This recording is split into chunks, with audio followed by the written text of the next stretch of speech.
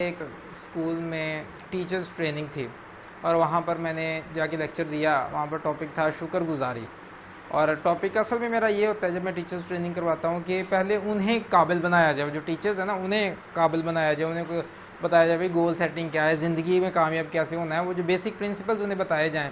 اور right perspective یعنی کہ آپ نے کس نقطۂ نظر سے دنیا کو دیکھنا ہے, زندگی کو کیسے دیکھنا ہے. ایک ایسا بندہ جو کہ ہر وقت یہی سوچتا رہتا ہے کہ یہاں پر بہت پریشانیاں ہیں, مصیبتیں ہیں, ٹینشنیں ہیں, یہ ہے وہ ہے, پاکستان میں کچھ ہو نہیں سکتا, جو میں پہلے بھی آپ کے سامنے عرض کرتا رہتا ہوں. اور جناب اگر آپ نے کرنا ہے تو آپ کو کسی اور ملک میں جانا پڑے گا, یہاں پر یہ نہیں ہے, فیئرنیس نہیں ہے, وغیرہ وغیرہ, کرپشن بڑی ہے, 2 نمبری ہے, جو مرضی آپ اس میں ایڈ کر لیں. اچھا تو پھر کیا ہے جناب, کسی اور ملک میں وہاں پر یہ ہے. انہیں اصل میں یہاں کی ساری بری چیزیں نظر آتی ہیں, دوسرے ممالک کی صرف اچھی چیزیں نظر آتی ہیں. حالانکہ جب آپ غور کریں کہ میرے نزدیک اگر آپ کمپیریزن کریں, یعنی کہ آپ یہاں کی اچھی اور بری دونوں کو پھر دیکھیں, اور وہاں کی بھی اگر آپ نے امریکہ سے کمپیریزن کرنا ہے تو وہاں کی بھی اچھی اور بری دونوں کو دیکھیں, تو مجھے یہ محسوس ہوتا ہے کہ ہم یہاں پر ان سے کہیں زیادہ بہتر صورتحال میں موجود ہیں. ہم کہیں زیادہ لکی ہیں. میں نے ایسے لوگ وہاں سے واپس آتے ہوئے دیکھے ہیں یو کے سے, جو کہتے ہیں کہ جناب بس دور کے ڈھول سہانے ہیں. ہم وہاں پہ جا کے کیا کچھ کرتے ہیں, کتنی سٹرگل کرتے ہیں, کتنی کوشش کرتے ہیں, اور اس کے بعد جو ہے ہمیں وہاں پر اپنی اولاد پر ہمارا کوئی کنٹرول نہیں ہوتا. ہم اسے یہ نہیں کہہ سکتے کیا ٹھیک ہے کیا غلط ہے. اور شاید میں آپ کے ساتھ یہ انسیڈنٹ بھی شیئر کر چکا ہوں کہ وہ جو میرے دوست میرے ساتھ پڑھاتے رہے ہیں یہاں پر آ کے, وہ کوئی 7-8 سال جو ہے یو کے میں رہ کر آئے, اور وہ خود بتاتے ہیں, وہ کہتے ہیں کہ بھائی جب میں نے شادی کری میں چپ کر کے یہاں پہ واپس آ گیا, مجھے پتا وہاں پہ شادی کر کے گزارا نہیں ہے. اور ایک بندہ جیسے وہ کہ بتا رہے تھے نا کہ آدھی رات کو آ گیا, اس نے آ کے نوک کیا, میں نے پوچھا کیا ہوا, کہتا یار میں نے یہاں پر آ کے سب کچھ کیا, اتنی محنت کی, دن رات ایک کر دی, اور یہاں پر میں نے جو بھی پراپرٹی وغیرہ بنائی, مکان وغیرہ بنایا, بہترین سہولیات حاصل کرنے کے لیے میں نے اتنی کوشش کی. میری ایک بیٹی اور میری بیوی جو یہاں پہ, اس نے وہاں جا کے جہاں پہ شادی کی, وہ کہتا ہے ان دونوں نے آج مل کر مجھے میرے گھر سے نکال دیا. لہٰذا آپ ذرا تصور کریں, یہ صرف دور کے ڈھول سہانے ہیں. اگر آپ کو صرف یہ لگتا ہے کہ وہاں پر رنگینیاں ہیں, آپ کو یہ نہیں پتا کہ ان کی کاسٹ کتنی زیادہ ہے. وہاں پر آپ کی اولاد ہے تو آپ کی اولاد پہ اپنا کتنا کنٹرول ہے, بلکہ اولاد کو تو وہ آن کرتی ہے, وہاں کی گورنمنٹ آن کر لیتی ہے. ہمیں یہ تو نظر آتا ہے کہ وہ جناب اولاد کے لیے خرچہ دیتے ہیں, اولاد کے لیے یہ کرتے ہیں وہ کرتے ہیں, ساری چیزیں نظر آتی ہیں, لیکن ہمیں یہ نہیں پتا کہ وہ والدین کے حقوق کہاں جاتے ہیں. وہ پھپھو بھی ہوتی ہے وہاں پر یا نہیں ہوتی, وہاں پر تو ماں باپ ہی ماں باپ نہیں رہتے, بچے انڈیپینڈنٹ ہیں. اور اس کے بعد جو ہے, اس کے بعد مزید چاہیے خالہ, پھپھو, ماموں, یہ جو بھی ہیں, یہ اس طرح کے رشتے تو وہاں پہ ایگزسٹ ہی نہیں کرتے. کہاں سے آئیں گے, کیا بچے کو پتا. وہ تو بڑی چھلانگ لگائیں اپنی ماں باپ کو, وہ حیثیت دینے کو تیار نہیں ہے. اور پھر انہوں نے اس کے لیے کیا نکالا, مدرز ڈے. میں آپ کو واپس لا رہا ہوں اصل میں دین کی طرف, کہ میں پتہ یہ چلے کہ ہمیں دین نے کیا کچھ دیا ہے. آپ ذرا دیکھیں جو وہ کہتے ہیں, یہ جو مدرز ڈے ہے یہ کیا ہے, کہ ماں کا دن. کیا مطلب, بھئی جس نے پیدا کیا تھا اب وہ جناب وہ بوڑھی ہو گئی ہے, یا کوئی ایسا معاملہ ہوا ہے, بچے تو اپنے اپنے گھروں میں چلے گئے یا علیحدہ ہو گئے, وہ تو پہلے سے اپنے آپ کو انڈیپینڈنٹ سمجھتے ہیں. ذرا سا جب میچورٹی کے قریب آتے ہیں وہ ماں باپ کی کوئی بات سننے کو تیار ہی نہیں ہوتے. اور فائنلی کیا ہوتا ہے کہ آخر کار وہ وہاں سے پھر علیحدہ ہو جاتے ہیں, اور ماں باپ کو عمومی رویہ وہاں پہ کیا ہے, اولڈ ایج ہاؤسز میں بھیج دیتے ہیں, اولڈ ہاؤسز میں. اور وہاں پر کیا ہے, وہ جہاں بوڑھا جو ہے, یعنی کہ وجہ اس کی کیا جی, اب یہ بابا جی کھانستے ہیں, میری بیوی کی نیند خراب ہوتی ہے, میرے بچے کی آنکھ کھل جاتی ہے, کیوں, یہ بابا جی کھانستے ہیں.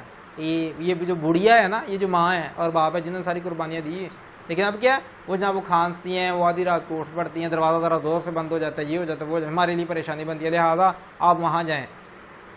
اب کیا ہوتا ہے, اب سارا سال بھولے رہے ہیں, اچانک یاد آیا کہ ہاں یار ایک دن بھی انہیں رکھا پڑا, کیا ماں بھی ہے کوئی, مدرز ڈے, ایک دن یاد کر دو ماں کو, اور اس دن کال کر لو یا جا کے پھول دے آؤ. بس یہ ہے مدرز ڈے وہاں کی. اس لیے مدرز ڈے اور فادرز ڈے, ویمنز ڈے, عورتوں کا دن, باپ کا دن, ماں کا دن, یہ وہاں پہ اس لیے ہے کیونکہ وہاں پر ویسے رائٹس ہیں ہی نہیں. یہ صرف ہمیں دکھانے کے لیے کہ وہاں پر آزادی بہت ہے. ہمیں یہ نہیں پتا اس آزادی نے ماں باپ کو ایک دوسرے سے بھی آزاد کر دیا ہے, وہ میاں بیوی کو ایک دوسرے سے آزاد کر دیا. اب نتیجہ کیا ہے, وہ شوہر کی اپنی زندگی ہے, بیوی کی اپنی زندگی ہے.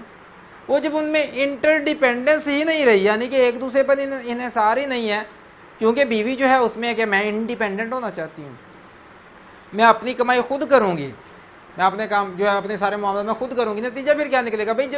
جب تم شوہر کے بغیر ٹوٹل اپنی زندگی گزار سکتی ہو تو پھر شوہر کی بات سننے کی کیا ضرورت ہے؟ آٹومیٹکلی شوہر سے دور ہونا شروع ہو جاتا ہے۔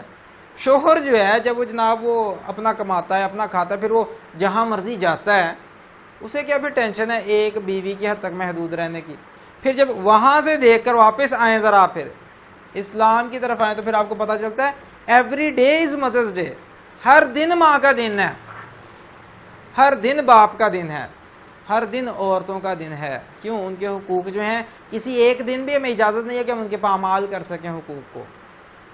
ماں باپ کے حقوق ہم نے دینے ہیں جب تک جان ہے، جب تک زندگی ہے۔ اور ہمیں تو یہ ہوتا ہے نا کہ ماں کے جب اسپیشلی ماں کی اگر ہم بات کرتے ہیں، ان کے بال جب سفید ہونے لگتے ہیں یا ذرا سی بوڑھی ہونے لگتی ہے تو بچے جو ہیں اس کی خدمت کرنے کے لیے تیار ہوتے ہیں اور اسے باعث اجر سمجھتے ہیں۔ یہ دین ہے، یہ نہیں کہ اسے پھینکو جناب آپ کی وجہ سے ہماری نیند خراب ہوتی ہے اور یہ ہوتا ہے وہ ہوتا ہے۔ جناب آپ یہ بھول چکے ہیں، یہ وہی ماں تھی جو کہ گیلی جگہ پر خود سو جاتی ہے انتہائی سردی میں بھی، لیکن اپنے بچے کو بار بار دیکھتی ہے کہیں وہ جناب گیلی جگہ پہ تو نہیں سویا ہوا ہے، اسے خشک جگہ پہ سلا دیتی ہے۔ یہ ماں وہ ہے جسے آج آپ تیار ہو جاتے ہیں اولڈ ہاؤسز میں چھوڑ کر آنے کے لیے۔ تو دین جو ہے، دین نے ہمیں یہ ساری سچویشن کا حل دیا ہوا ہے، سارے ہر طرح کے آنے والے مسائل کا بھی حل دے دیا۔ ہم نے عام طور پہ سمجھا کیا ہوا ہے دین کا مطلب ہے بس جی نماز روزہ، بس جناب یہ چھوٹی موٹی چیزیں ہیں، یہاں تک بس کر لیں، آپ تلاوت کر لیں، گل ختم۔ دین تو ایک پورا نظام ہے نا، زندگی گزارنی ہے آپ نے کیسے ہے۔ لہٰذا میں آپ کو بتا رہا تھا کہ میں جب ایک اسکول میں لیکچر دے رہا تھا اور وہ لیکچر تھا شکر گزاری پر، تاکہ وہ پہلے ٹیچرز کا پرسپیکٹو تو ٹھیک ہو نا، جو یہاں پہ سارے کیڑے نکالتے ہیں اور باقی ہر چیز انہیں ہری ہری اور خوبصورت نظر آتی ہے، انہیں تو پتا چلے کہ یہاں پر کیا کچھ ہے، آپ کی زندگی میں کیا کیا اللہ تعالیٰ نے آپ کو دیا ہوا ہے، کیا کچھ ہے آپ کے پاس، کتنی نعمتیں ہیں، انہیں دیکھنے کی کوشش کریں، شکر گزار رویہ اپنائیں۔ جب ٹیچر کا رویہ شکر گزار نہیں ہے تو اسٹوڈنٹ کا کہاں سے ہوگا؟ لہٰذا میں نے جب یہ بات کی، اور اس کے حوالے سے میری عادت ہے کہ میں کوشش کرتا ہوں دین کے حوالے سے تو بات کروں، لیکن میں زیادہ تر جو ہے ماڈرن سائنس کے حوالے سے، میٹا فزکس کے حوالے سے، جو کہ اور اس کے علاوہ جو ہے جو کام ہو چکا ہے کامیابی کے راستے میں، جو غیر مسلموں کا کام ہے، یہ شکر گزاری کے حوالے سے میں نے وہ سارے کے سارے پریزنٹ کیا ان کے سامنے، انہیں مختلف بکس کا حوالہ بھی دیا کہ اس میں انہوں نے کس طرح اور ریسرچ نے کیا ثابت کیا ہے، شکر گزار ہونے سے کیا کیا نتائج نکلتے ہیں، اور اس کے بعد مزید میں نے یہ بتایا انہیں کہ کون کون سی کتابیں لکھی گئی ہیں، کون کون سی ڈاکومنٹریز وغیرہ کے حوالے سے میں نے بتایا، موویز وغیرہ کے حوالے سے چند ایک چیزیں میں نے بتائی، اور اس میں پھر میں نے بتایا اسلام کا کمپیریزن کر کے کہ اسلام نے کتنا پرفیکٹ ہمیں لائف سٹائل دیا ہے شکر گزار ہونے کے حوالے سے۔ سارا جب وہ لیکچر ختم ہوا تو ان میں سے جو ان کی پرنسپل تھی تو انہوں نے سر آئی ہیو اے کوسچن کہ جی پوچھیں سوال، انہوں نے کہا کہ آپ کو نہیں لگتا کہ یہ سارے کا سارا جو لیکچر تھا بہت مذہبی قسم کا تھا، بڑا مذہبی قسم کا لیکچر تھا؟ میں نے کہا مجھے آپ یہ بتائیں کہ میں نے آپ کو پہلے تو ساری چیزیں بتا دی ہیں کہ جو ویسٹ نے بھی کی ہیں، اور جناب جو مغرب کے لوگوں نے، جو بڑے بڑے اسکالرز نے جو چیزیں اپنے طور پہ بتائی ہیں جو کہ مذہبی نہیں ہیں، میں نے ان سب کا کام آپ کے سامنے رکھ دیا ہے، اور اس کے بعد میں نے آپ کو ایک کمپیریزن دیا ہے کہ اسلام یعنی کہ ہمارے بنانے والے نے اسی مسئلے کو کتنے زیادہ اچھے طریقے سے حل کیا۔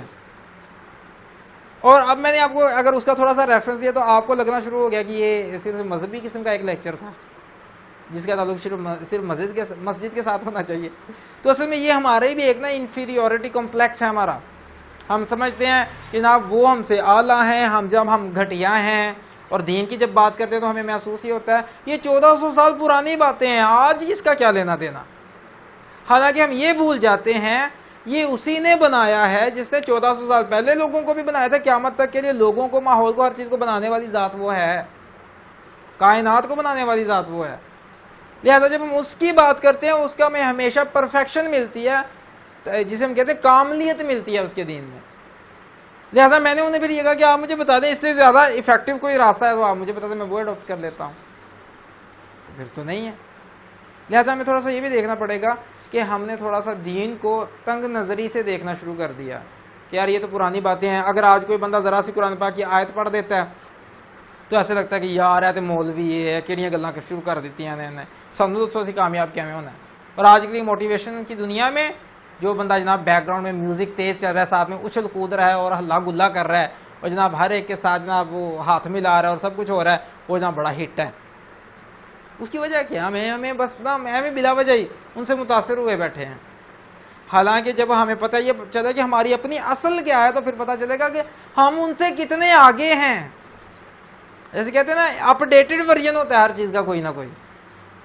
جیسے کہ کوئی کسی بندے نے سوال کیا نا کہ ہر چیز کا کوئی نہ کوئی اپ ڈیٹڈ ورژن ہوتا ہے. قرآن پاک کو اپ ڈیٹ آپ نے کیوں نہیں کیا؟ قرآن پاک کا بھی اپ ڈیٹڈ ورژن ہونا چاہیے اسے کہا. تو میں نے اس کا آنسر یہ ہے سمپل سا، بھئی اپ ڈیٹڈ سے مراد کیا ہے کہ پہلے سے بہتر بنا کے پیش کرنا، ماحول کے مطابق ایڈجسٹ کر کے زیادہ بہتر طریقے سے پیش کرنا. جیسے ایک شخص جس نے ایک کتاب لکھی what colour is your parachute, ٹھیک ہے، تو اس میں اس نے کیریئر سے متعلقہ ساری باتیں کی ہے کہ کیریئر، اور اس بندے جو جہاں تک میں جانتا ہوں کہ پچھلے کم از کم کوئی 40 سے 50 سال ہو گئے ہیں اور وہ ہر سال نیا ورژن دیتا ہے اپنی کتاب کا. ہر سال اس میں ماحول سے متعلقہ چیزوں کو ایڈ وغیرہ کر کے نیا اپڈیٹڈ ورژن دیتا ہے. تو بھئی جب آپ قرآن پاک کی بات کرتے ہیں، اس کا اپڈیٹڈ ورژن یا نیا ورژن یا نیا اس کی نئی جلد کیوں نہیں آتی ہر بار؟ بھئی آپ کو یہ سمجھنا پڑے گا جب تک کسی ایک چیز میں کمی ہوگی تو اسے بہتر بنانے کے لیے آپ کو اپڈیٹڈ ورژن دینا پڑے گا. ایک چیز مکمل ہے، اس میں امپروومنٹ کی گنجائش ہے، تو اسے امپروو کرنے کے لیے آپ کو بہتر بنانے کی کوشش کرنی پڑے گی. اگلی بار آپ کو نیا ورژن دینا پڑے گا، ٹھیک ہے. لیکن ایک چیز جو پہلے ہی کمپلیٹ ہے، قرآن پاک میں اللہ تعالیٰ نے کیا فرمایا؟ الیوم اکملت لکم دینکم، میں نے آج کے دن تمہارے لیے تمہارے دین کو مکمل کر دیا. اب جب دین مکمل ہی ہو چکا، جب اللہ نے بنایا اور اس نے ایک چیز کو ہر لحاظ سے مکمل کر دیا، اب اسے آپ کیسے امپروو کر سکتے ہیں؟ جو پہلے ہی امپرووڈ ہے، جو پہلے ہی مکمل ہے، اسے زیادہ بہتر کیسے کر سکتے ہیں؟ بہتر تو اسے کیا جا سکتا ہے جو پہلے مکمل نہ ہو یا اس میں کوئی کمیاں ہوں. لہٰذا میرا آنسر پھر سمپل یہی ہے کہ آپ مجھے بتا دیں کون سی چیز ہے جو آپ کو لگی ہے کہ یہ آج کے دور میں ویلڈ نہیں ہے، یا آج کے دور میں اس پر عمل نہیں کیا جا سکتا، اسے نکال کے سائڈ پہ کر دیتے ہیں آپ کو، اور مجھے پھر آپ بتا دیں اس کے آلٹرنیٹ میں کون سا بہتر ہے.